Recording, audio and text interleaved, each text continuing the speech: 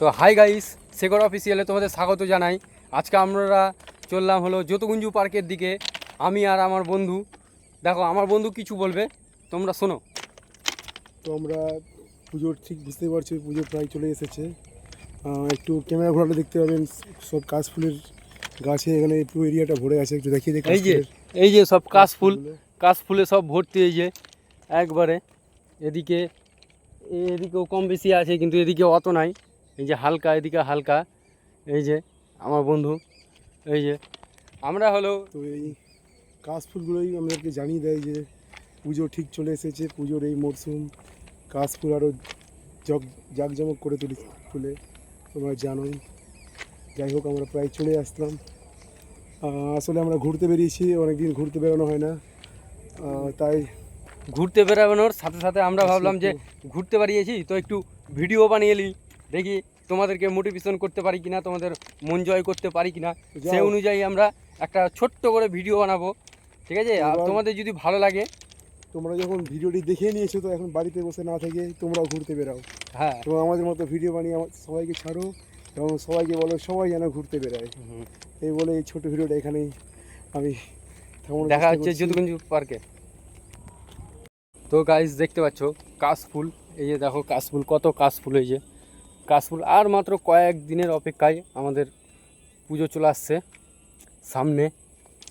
আর মাত্র কয়েকটা সপ্তাহ, তারপরেই দুর্গা পুজো। আর আমাদের সবথেকে ভালো লাগে কোনগুলো জানো? এই যে সামনে দুর্গা পুজো আসবে আর কাশফুলের বাহার লেগে থাকবে, সেটাই আমাদেরকে দেখতে খুব ভালো লাগে। যে সামনে আমাদের দেখতে দেখতে দুর্গা পুজো আসছে, আমাদের মাও চলে আসছে। তো সেই আমরা এনজয় করি দুর্গা পুজোতে। কী বলবো, আমাদের ঘোরার মতো জায়গা, ভালো ভালো জায়গা আছে।